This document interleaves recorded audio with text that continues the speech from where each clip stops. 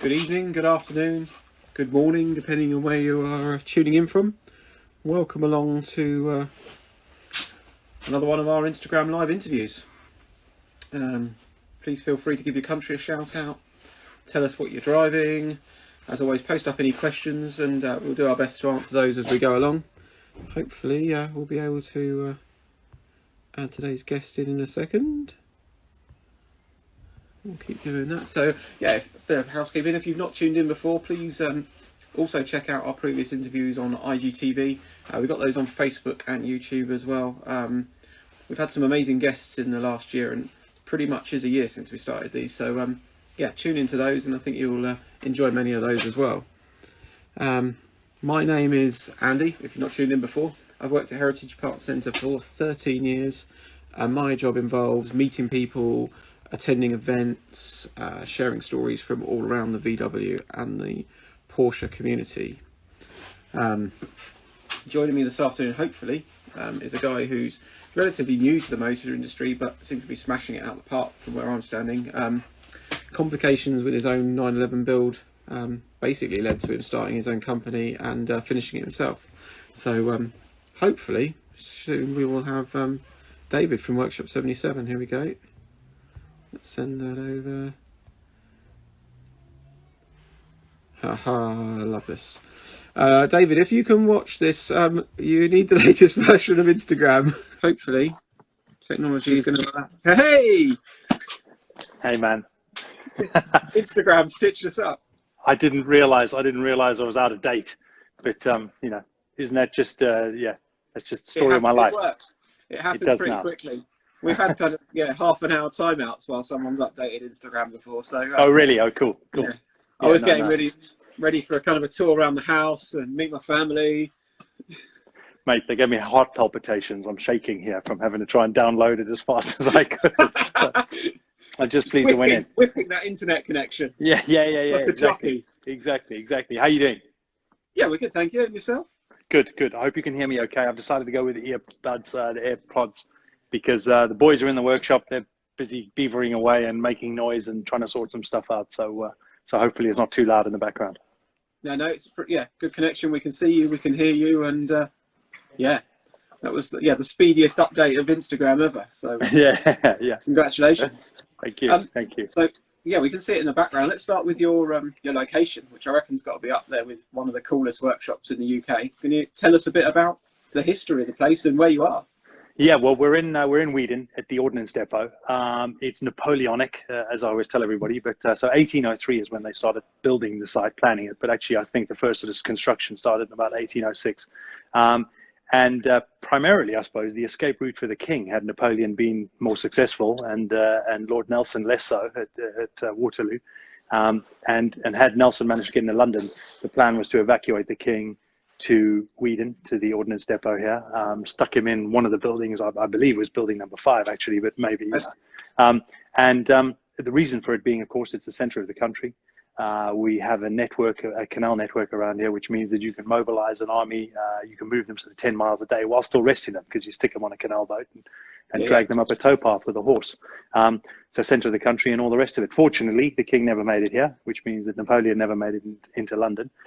And just a huge amount of ordnance came out of the site. Guns for various wars, Anglo-Zulu and Boer, Crimea, obviously Napoleonic, and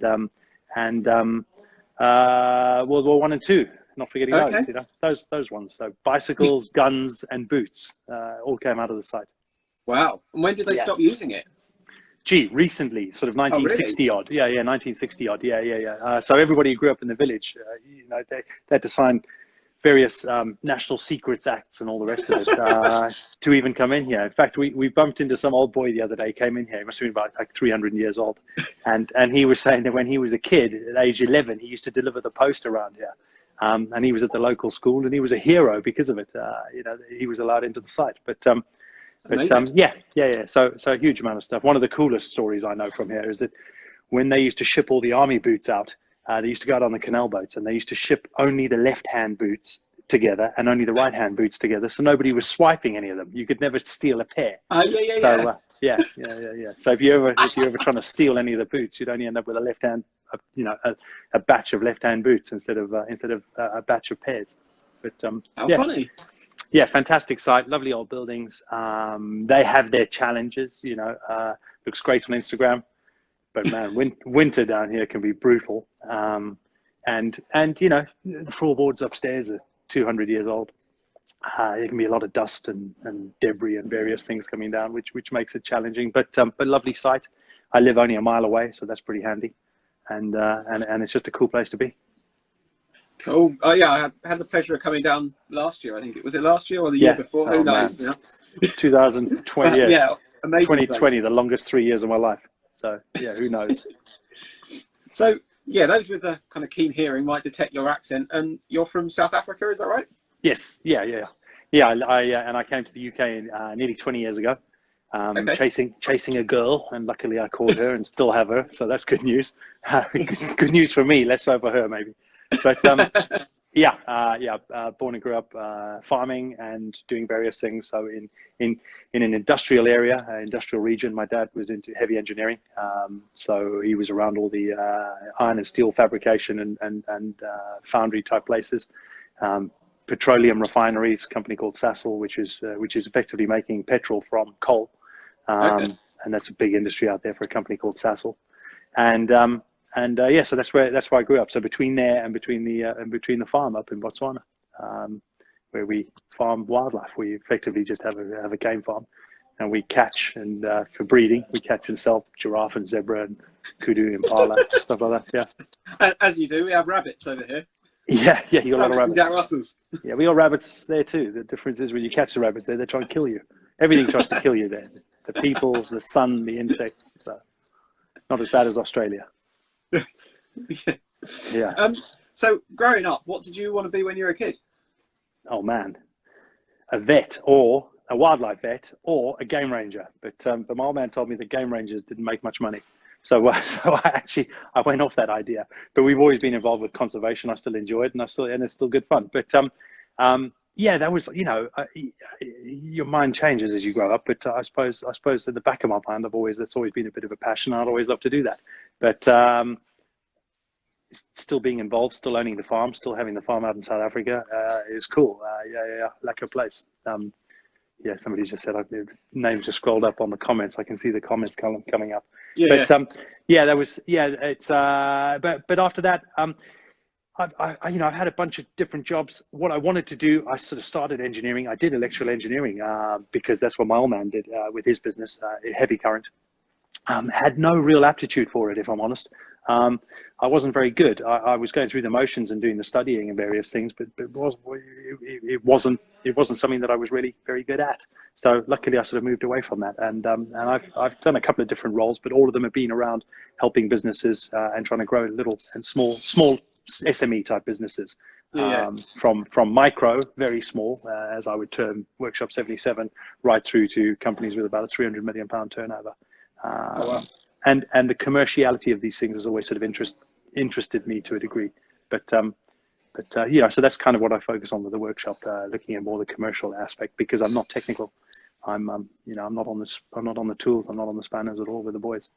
But do you find you've got you start looking for another challenge? You kind of do 5-10 years or whatever and think, oh, let's do the next thing, or you.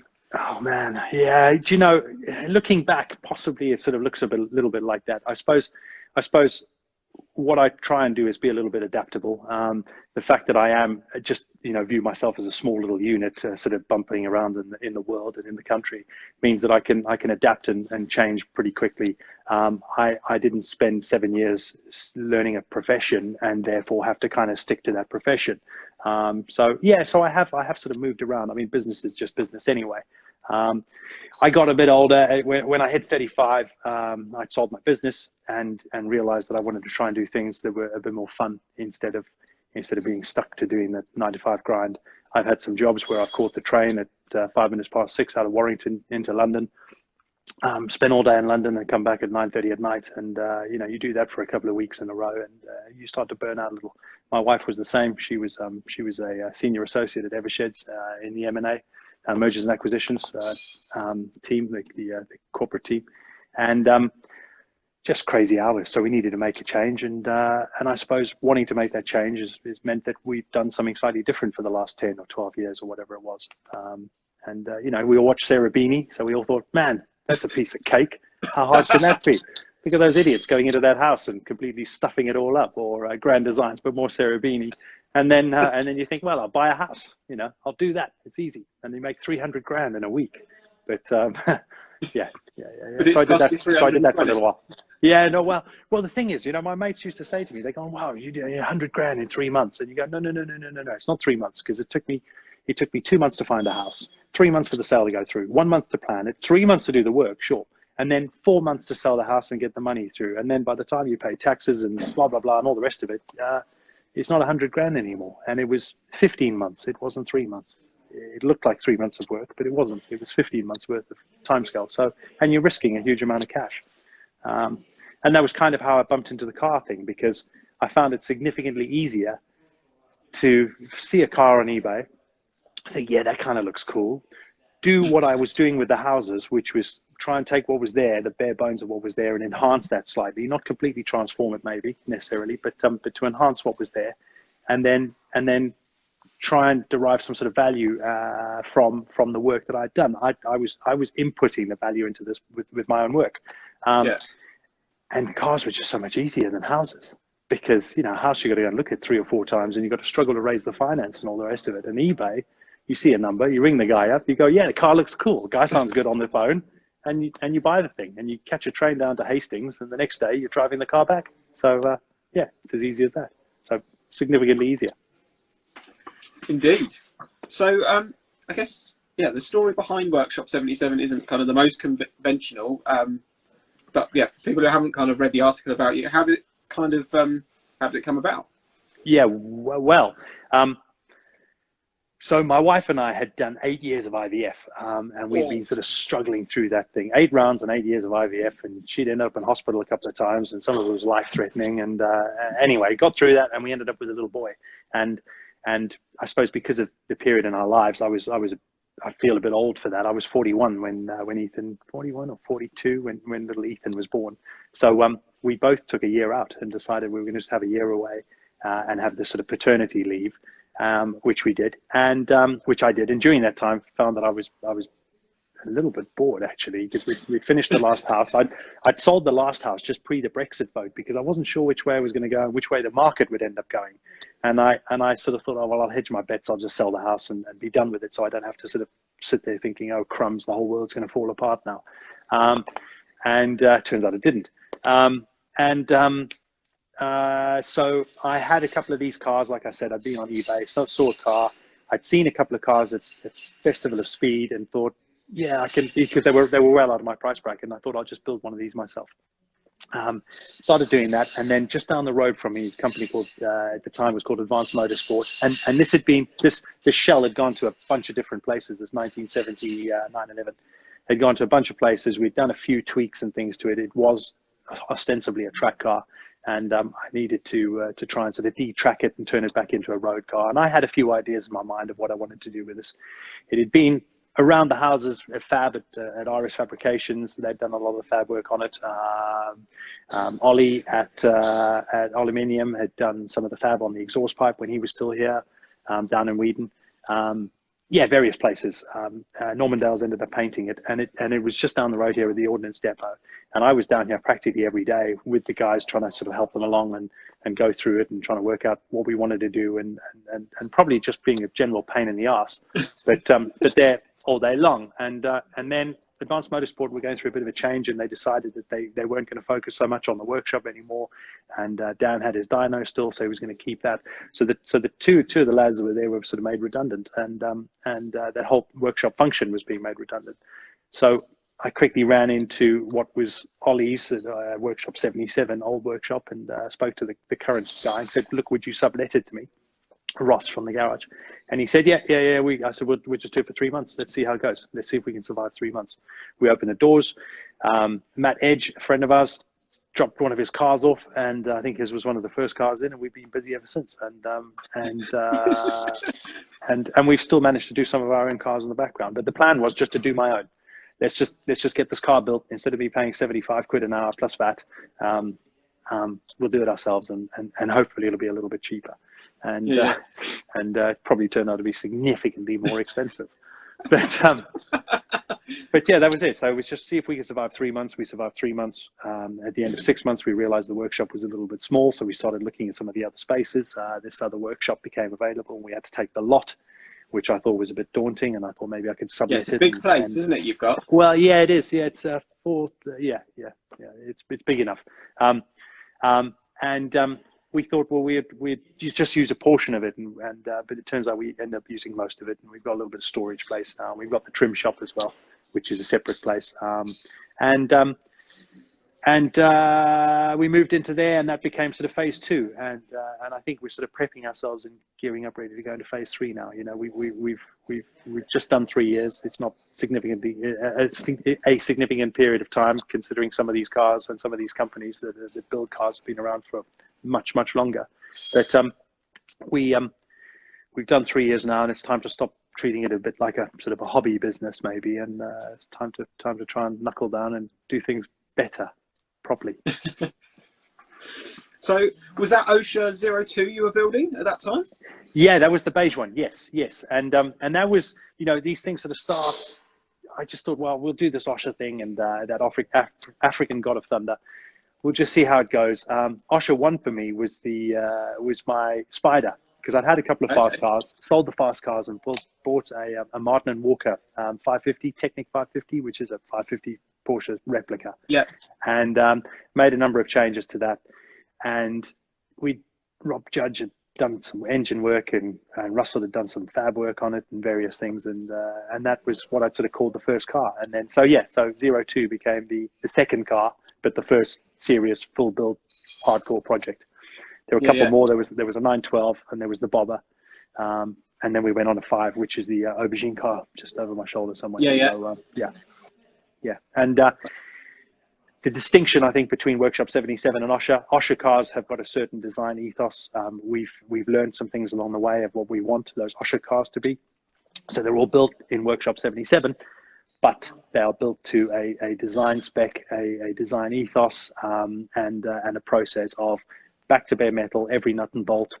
No cost compromise, because we're not one of these companies selling these cars for 1.8 million quid or whatever they are. You know, I've interviewed a couple of chaps who've been over from Aston Martin, and they've been building the DB5 James Bond type cars, and they're 5 million quid, and the Zagatos, and they're 6.2 million quid plus VAT.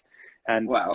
And we're not in that. You know, that's not what we're trying to do. I'm also, in fact, I was chatting to the boys earlier, because we've been looking at the E9, so we're really in earnest starting that E9 project, which is 09. It will be 09, but it's the E9 BMW, and I was saying, you know, what are we going to do? And of course, the obvious question comes up: are we going to change the motor, stick an M3 motor in or something? And there's just no way. There's no way. You know, we have to keep that E9 block, that 3.0, that 3-liter engine in there. I don't want to. I've said it in the little video that Ollie did. That he did of us a couple of years ago now. Crumbs, I can hardly believe it. But, you know, I don't want to engineer out any of those classic car elements, and we don't. You know, I want to keep it the classic car. We don't want to go crazy and engine swap and put an LS3 in there or whatever it is that a lot of people like. And I can understand why, you know, they're bloody good engines and the amount of power they produce. But that's not what I want to do. Yeah. So what's the process for getting an Osha car built? Could I turn up tomorrow with a Beetle, for example, and a big bag of cash and say, can you build this? Or does it have to have some sort of racing pedigree or sports car pedigree, or could you do it to anything? No. Do you know, I don't think it has to have a pedigree or a racing pedigree. I think it has to be a classic car. It has to be cool, and we have to like the customer. It's got to, you know, we got to be able to work quite nicely with the customer. It's not just anybody. It's not just somebody with a big bag of cash. You know, we've had some mistakes, and we've learned some of those things in the past where that just doesn't work. It doesn't work for us. Doesn't work for the customer. We're not that kind of shop. We'd like some nice ideas. You know, it's not going to be a stock car. It doesn't have to be hardcore bloody RWB versions of Porsches. I wouldn't mind building something like that. But I think it's a couple of good ideas. Something where the owner goes, yeah, this will be quite nice. Be nice to be able to do this. Nice to be able to do a couple of these sorts of tweaks. We want it clean and fast. We want the car looking, yeah, clean. You know, clean. It's got and what I'm looking for, I think, really is a driver's car. I think we want it to be something that a driver enjoys driving, analog, jumping in and bombing around in. It's not about being some sort of garage queen or some sort of show princess type thing.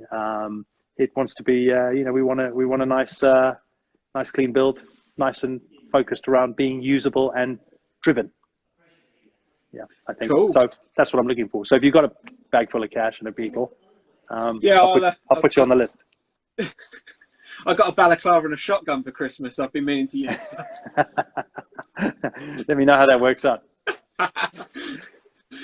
Send me a postcard. Yeah. So I've heard you were talking about it earlier, actually, kind of owning other fast cars and stuff before you got into the Porsche stuff. What have you had, and what makes Porsches better? If indeed they are better. Yeah, are they better? Look, I do love them. I mean, they're incredibly iconic. And as you get to learn more about them, you sort of see some of their faults and their flaws, and then you understand what some of their plus points are as well. You know, what an incredible design. 1964, design in 1962 and 3, and kind of still with us. I took a friend's GT3 up the road the other day, and what an incredible car. And then kind of still the same sort of DNA, you know. I mean, they're very far removed from the early cars we have, but geez, you know, they're kind of the same car, and I do like that. What I like most about Porsche, and I've said it before, is that unlike Ferraris, they don't have to be red, stock, mint, unused, and red. I said that, but maybe there's only 4 parts. But you know, there's something cool about Porsches. There's that video that went around with one in brown, a brown Targa with the gold script out the side, rack rodded, slammed into the ground, and that's cool, man. You know, how cool is that on a G body? Then you can get something that's like my 912. You know, my 912 was completely stock with the chrome wheels, complete stock ride height, and that was cool. That was a survivor car. And you can get something that's completely mint in stock, and that's cool, but something that's RWB'd, and that's cool. So whatever you're sort of into with the Porsche world, there's a little gang you can join.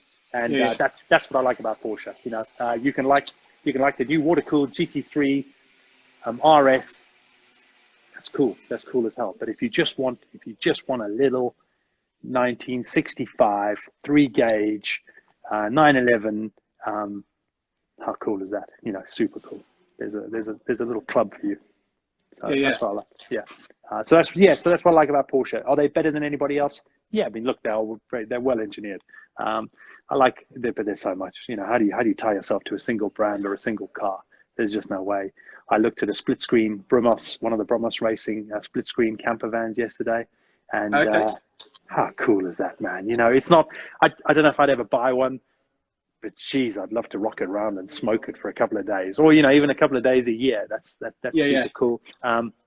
A Supra Mark III Supra in. Super cool. Not Jaguar. What's the other brand? Land Rover behind me. Super cool. This little lease, which I'd love to keep, but we'll end up selling that sometime soon. I need the money for some new expansion plans. So that'll be on collecting cars sometime soon. So, you know, check it out, boys and girls. Nice S1. But, you know, lovely car, just driver's cars. So that's kind of what I like. I like driver's cars. It's not brand centric, I don't think. But in my heart, I still like Porsches because, you know, what's a more iconic design? Land Rover, maybe. Mini, possibly. E-Type Jag, yeah. But Porsche, you know, that beats all of those because it's still here so many years later. And in more than just a classic, guys. Is there an era or kind of a decade where you kind of switch off and you're like, well, I'm not kind of interested in them anymore? Like, it's... Yeah. 2000 onwards, I think, you know. I suppose, look, that changes all the time because 964s were too new for me from 1990 onwards. But now we've worked on a couple, we've blown up a couple, but they're cool now. You know, maybe it's just because they're older now that they're 30 years old. Yeah, yeah. Does that mean they're suddenly cool? So is it this age thing that makes them cool? And there is something pretty special about a 964. I could daily a 964, I think, because it's got all the mod cons that you need. It handles and feels like a normal car, but it's still classic enough. And yeah, really cool, really cool. Yeah, make an electric 996. Yeah, a little bit. Yeah, it's the electric thing I've got a bit of a problem with there, my man. It's not. I'm not against electric at all. But I think that if the engine it defines the car, I don't think it can be electric. You couldn't take a V12 250 short wheelbase Ferrari and put electric in there because it's that V12. It's the same with a Porsche. The flat six. That flat six boxer engine is what defines that car. It really is the soul. So you can't really take it out. But if you look at a 2CV, I don't even know what the engine is in a 2CV. It's the design and the look of the car defines the car more than the engine. So stick an electric motor in there. Land Rover, it's the design, it's the shape, it's that classic 110, 90 Defender shape that defines the car. So and not the engine. So stick electric in that as well. I'm okay with that. So 996 electric. I don't know. Is that flat six? You're getting rid of that flat six again. That screws it up a little. Is my opinion. That's all, Yeah, 996 motors blow up. I don't know, all the time they do blow up. Oh yeah. So, what have you learned about yourself from starting Workshop 77? Do you think? And is it as fun as it looks? And any advice for someone who's kind of starting out? Yeah, I was warned by a chap, Jeremy, who warned me, who had been running workshops. He said, "Man, it's hard work," and that was never the intention. We weren't ever going to sort of run this workshop, and that wasn't it wasn't supposed to be a big commercial venture. It still isn't. That's not the plan. It's I get guys coming in and saying, "Wow, you got 15 bays here. You can get 30 cars done per day in 15 bays," and that's not the intention. Some of it's fun, some of it's heartbreaking. We've had some things go wrong, and that's awful. You never want that to happen. We're still in the process of fixing some stuff right now. In fact, I got one of the chaps under the Alfa right now having a look at it and trying to sort that out because we've been taking it for shakedowns and finding some issues. That's not fun. Can we have a look round in a minute? Yeah, I'll show you around. Yeah. Cool. So those sorts of things come up, and you don't ever want that. That's not fun. That breaks your balls. People, I think, I was speaking to a chap yesterday who's been in the industry. He's Le Mans cars. He's built all of them. He's Le Mans winning cars. Yeah. Super high profile dude, knows his stuff. And he and I were chatting yesterday, and he said exactly the same thing. He's saying, to get the right people in with the right skill set is the trickiest part. And I think if you've got that, then that makes your life infinitely easier. And we've got a nice core of guys now, and it's changing ever so slightly. We've had a big week in that, and I'm pretty excited about it. So that's good news. So yeah, if it's going right, it's a breeze. If it's going wrong, man, you want to throw yourself in the canal, So. At least it's there. It's close by, just in case. Yeah, I know. Yeah, cool. Do you want to have a quick look around? Yeah. All right, we're able to. Let's let me see what you've got. Let me see if I can do this, dude. I don't want to sound like a grandpa, but yeah. So just briefly, we've got various things. What have we got? Just a little Elise, but that's a lovely little S1, just a lovely little driver's car. Aubergine 05. Yeah. Something we're working on here, which is part of the Osha Adventure build. There's something we just sort of broke away a little bit. So the intention is to try and build not in a hardcore, not like Twisted Automotive. That's not the intention. Yeah. The intention isn't to LS3 these things. I want to keep the engine. So we've ended up with a nice the Rover 3.5 V8 in there. But we're going a little bit hardcore. I think probably more yacht club and Pims o'clock than hot rod type, or than sort of Terminator, bloody Daniel Craig wannabe. I've been chatting a lot to whoops. Oop. Are you back? Yes. Yeah, we're there. Yeah, cool. Yeah, so I've been chatting to Severin, who's over at Roof. He and I have been getting on pretty well because he wants to build himself an Ultima, and they use this Tractive suspension. So we're an agent now for Tractive. We're one of the guys and distributors, and we've got it on the 964, which is up at Chris Franklin Center Gravity now. But so it's an active suspension setup with a G sensor. And hopefully should try and fix the way this car rides. So with G-sensor mounts in the car, and it detects any pitch and roll and movement in the vehicle, and then valves up the car within 6 milliseconds. So in 1/100th of a second, and we end up with we would end up with a nice sort of, hopefully a nice ride. It's got to be a nice ride. So it's an Ashcroft auto gearbox in there. I'll flip the camera around again. So fully galvanized, brand spanking new, fully galvanized chassis and powder coated and no holds barred. So hopefully that'll be something pretty good. Supra. Have you got a client for that one, or are you building that and then kind of see where it goes? Well, there are a couple of people who have already expressed interest in it. So we'll see how that goes. Yeah, you know, it's one of those things we can afford to just start building it. And, there's a guy we recently built a motorbike for, and he has apparently expressed some interest too. So that'll be nice. You know, it'd be nice just to see, just to build it to our spec and then see what happens. Mark IV Supra that's going onto a single turbo, which May has been building on the 1JZ.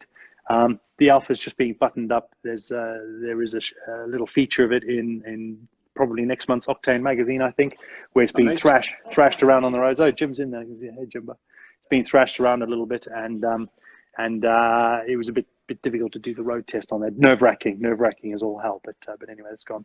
Ultima RS, pretty special one with an LT5. So talking about motors and, you know, that tiny little power plant there, capable of well, as much as 1200 bhp in a 930 kilogram car. But slight sort of departure from what we would do on these things normally. But it is, and that's just pure fluke. But the couple sort of spec'd this car up, and we decided primarily, I think, to take it on because the whole COVID thing was screwing us on parts. We were getting what would have been a lead time from KW Automotive would have been something like 3 or 4 days if you would have hoped, to maybe 2 or 3 weeks. Was going out to something like 16 weeks. Wow. So the handy thing with this was that as a component car, everything was available. We had boxes of all the parts, so all the looms, everything. So all the ECUs and looms and various bits and pieces and everything was there, ready and waiting. The only thing we had to do was, the client had to do was order his engine, which arrived a couple of weeks ago. So we've trial fitted that, fits in there like a glove. But lovely little car, should be pretty cool. Various things, the shop truck, these have all been sort of parked a little bit in the background while we've been waiting to get some things done. But a flat 6 motor over there, that's a 1938 Ford barrel nose pickup. So that's going to be the shop truck. The Chevy, we're just waiting for to get to body shop. It was booked in, needed a bit more work than we thought it would, and now it has to go in the back of the queue. So small block Chevy gone in there. It's had a new chassis, so it's been put on an S10 chassis, which has been stretched 16 inches, which means it rides a little bit lower and stuff. And then that's it. And I'm just going to whiz past all of this crap because this is just the new. This is only on here because we just have to try to sort it out. It's just to replace the number. And that's really it, because we have a number of cars. So the 964, which we're doing, which is actually it's quite good because it's got a flappy paddle gearbox going into it. The owner of the car, I don't think he'd mind me saying, but super interesting chap actually. He's a nice customer. He lost an arm in Basra, and so he still wants a flappy paddle gearbox. But it's going to be just on one side, so single-handed type thing. But it's having super cool tractive suspension in there, and that's the bit that sort of excites us a little bit. Sorry, let me just set this up again, having done a quick walk around. So it's got the tractive suspension going on there so that he can use it for track day work, as well as, I don't know if you're familiar with the tractive stuff at all. Yeah, I've heard of it. I spoke to Steve. Yeah, I can't remember. That's the one. Yeah.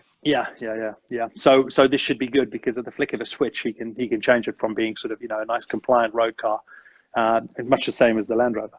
Nice compliant road car to all the way to hardcore track spec in the dry. So so that should be quite good for him. Flappy paddle on one hand, and yeah, nice car. So that's at Centre Gravity. We've got 3 cars currently at one paint shop, and we've got another car at cars are scattered all over. And then we dropped the orange 911 off at Neil Bainbridge yesterday, and he's doing some work to try and sort out the fuel pump on it. It's got an MFI on there, and he's the man. You know, if you need it done, that's where you go. So Neil's going to sort that out, and we'll get that car back in a couple of days. And I'm looking forward to doing some shakedown in it. We're going to have to do 200 or 300 miles in it, give it some decent shakedown, and then it goes off to the customer.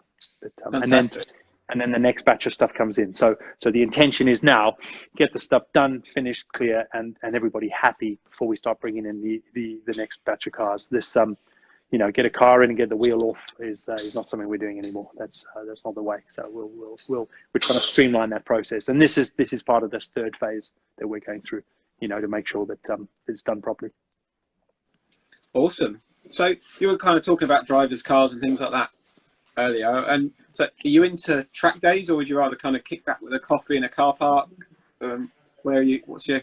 Yeah, you know, I'd rather be on a track day than kicking back in a car. I mean, you know, I like coffee, but car shows and stuff are they're not altogether my bag. I get a little bit bored with some of them sometimes. I just want to drive. I've been to a bunch of car shows, and for me, the drive there has been more fun than hanging around there. And then the drive home is definitely a hoot, because then you don't need to keep the car clean, so you can thrash it. But maybe it just means I'm antisocial or something. I don't know. But no, I enjoy driving the cars. It doesn't have to be on the track. It doesn't have to be kicking. It's, you know, kicking it around as hard as I can. But yeah. And actually, I've got to get some of my cars on the track as well. I think it'd be nice to take the beige car on the track. He's starting to get a lot of road rash and a little bit buggered up. So actually, I wouldn't be too precious about putting him on the track now. Whereas when it was just done, you know, you would want bug spray and rash on there. Yeah, because you're quite close to Silverstone, aren't you? I guess there. Pretty close. Yeah, pretty close. Mayor lives there, so he's just down the road. Yeah, it's 20 minutes. Ideal. Yeah. Although I don't know if Silverstone is the right track for some of these cars. You know, these classic cars probably don't want these great big huge long straightaways and things. They want a nice little tight track somewhere. But and I suppose we're going to have to get on the track someday, because these roads, especially around Northamptonshire, are just shocking now. They really are. You know, I suppose the council's broke, so that doesn't help. But the roads aren't what they were, and you don't want to be trying to push these cars around on the roads as much. But a nice road trip with friends, like-minded individuals, yeah, that's cool. That's the way to do it. Awesome. So, given, hypothetically, a blank checkbook and the space to park 5 cars, what would you go and buy or build? And do you enjoy buying and selling? I think I enjoy buying more than I enjoy selling. Yes, I think, you know, if I'm brutally honest, there are cars I need to sell. I probably need to start looking at selling the aubergine car, try and get some funds and stuff for that. I'd love to keep probably all of them. We're busy with with Das Cafe, the K100 flying brick. Johnny's on it right now next to me, and man, I'd love to keep that bike if my wife lets me, because I don't have a good history with motorbikes. I tend to fall off these things, so maybe I should steer clear. But a blank check and 5 cars. What would I get? They've got to be analog cars. They have to be drivers' cars. So CGT, F40. I think I'd probably like a 250 short wheelbase Zagato. There has to be a pre-war Bentley in there. Okay. And then my beige 911. But nice. then what do I use as a daily? You see, there's no daily in there. So when you mean pre-war Bentley. Yeah, that's right. Yeah, that's probably the best. Yeah, imagine rocking up to nursery to go fetch my little boy on that. Plus, I got the truck. I can't get rid of the truck. So it's a blank checkbook plus the cars I've already got. I hope, you know. Five is nowhere near enough. 5 is nowhere near enough. Yeah, that's a shit dream, buddy. We got to go way bigger than that. It's got to be much bigger. Okay, so 25 cars and a blank checkbook. Right, now I can start. Yeah. Do you draw inspiration from different brands in other sectors or industries, or any kind of you sort of think have shaped what you've done either in your approach to business or with Workshop 77? I think on the car design, yes, I think probably. I think you know we live on Instagram. We live in a virtual image type world where you're scrolling through these things and seeing just inundated with images all the time, and you can't help but see these things and go, oh man, that's cool. I like what he's done with that on this thing. Yeah, so no doubt on the design thing, and growing up, I've always been interested in design and drawing, and I studied art at school actually. Okay. So I'm probably just not good enough. You watch Ken Diggett and you watch those guys and how well they draw and stuff, and you think, God, man, if they're doing that themselves, they really are super talented, and I'd love to be able to do that. I'm super jealous of guys. Paul House did a little sketch of Ollie's car, a watercolor. And man, I could hardly look at the guy because I'm just so envious of his talent. I wish I could do those designs and stuff. And but yeah, so it would be nice. Yeah, do I take some of those designs from those? Yeah, I'm sure I do. Sometimes intentionally, probably some of it subconsciously as well.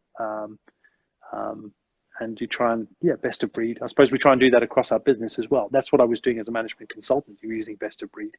We don't have a paint shop. I was investigating whether or not we opened our own paint shop on site down here at the depot. And it's probably just another headache. And we don't necessarily have the skills, when you've got people like Dave Lorraine at Colourcraft, and you've got Normandale's Phil Ducker's lost up the road, and loads. Matt, Motion Factory. They've done some work on some of the stuff here, and it's just it's really good stuff. And when you're surrounded by these sorts of guys, you think, well, actually, if it's good enough for Singer to be able to outsource some of their stuff, it should be good enough for us too. So we'll try and do that.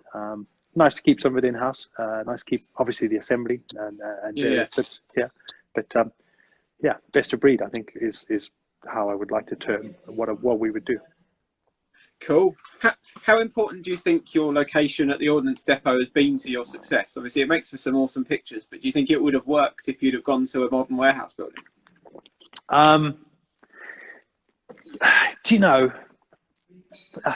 It's difficult to say. Possibly, probably, because what does the outside of a building determine about how good the company is? Probably very little. I think purpose built and modern could be really good. You wouldn't be dealing with drafty windows and leaky floors and various things like that. It might not look as good on Instagram, although it is just dressing. I don't know if you've ever had the pleasure of going to I can't remember their name now. The bloody detailers down in Junction 16, and Auto Finesse?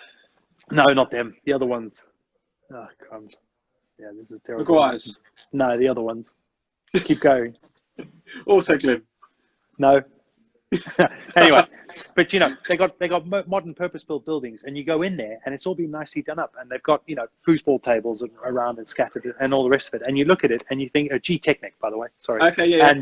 And you go into their building, and Dom was sort of showing me around, and you go, wow, it's not what it looks like from the outside. From the outside, it looks like an agricultural farm type building, but inside, it's whatever you make of it, and could we take the essence of what we have here and move with it? Yeah, we could easily, I think. We could be a bit more clinical, a bit more lab-like in our approach. Maybe that's what we need. Move a little bit away from the hot roddy type thing where we got bloody gas torches and angle grinders and great big huge lump hammers, and move into slightly more of a lab-like sort of building, and that could be good. We might maybe one day. Who knows? Yeah. Who knows? So yeah, we mentioned kind of shows, and you're not really kind of a big sort of fan of shows. Do you get along to many of the Goodwood things? Is that kind of a bit more your bag, or is it still a bit? No. Well, no. The thing is, the shows to just show the car off, I think, is a bit dull. I do quite like the shows because of the people. So you do get to catch up with some old friends and things like that, and of course you do get to look at the cars. For me, the shows aren't about showing off my car; it's about seeing other people's cars. But yeah. I do probably still enjoy the driving there and back more than I do the actual show itself, unless there's something pretty spectacular to look at. Goodwood's along my way. We've been to a few of the events. And yeah, I mean, they put these events on. They're pretty spectacular. But the Festival of Speed is huge. is it too big for me? I think so. I remember the olden days of going to Bicester Heritage when there was 25 of us, and we'd have the Sunday scramble in the middle of winter, and you'd stand there down the back near the runway, and that was it. That was the entirety of the Sunday scramble. And now they're limiting tickets to 7,000 people, and good for them. Wow. What a fabulous site as well. They've really done really well with that. But for me, that's just too big. I can't see all the cars. I'd rather get to, and this is why maybe not a show, and maybe just cruising around with like-minded individuals and friends. But I'd rather see 20 cars and get to see them properly up close, chat to the guys, kick the tires, talk crap. That for me is cooler than going to see 2,000 cars at Bicester Heritage and having to walk past them on a bit of a conveyor belt and go, yep, cool, snap, yep, cool. And yeah. So anything that's a nice small sort of event, and I think that's why Caffeine and Machine has done well, because it's almost a small car meet, isn't it? You get every there, day. It gives dorks like us an excuse to have a look at these cars and to take photos and to talk to the owners, and it's small and manageable almost. There's how many, 100 cars there maybe. I don't know.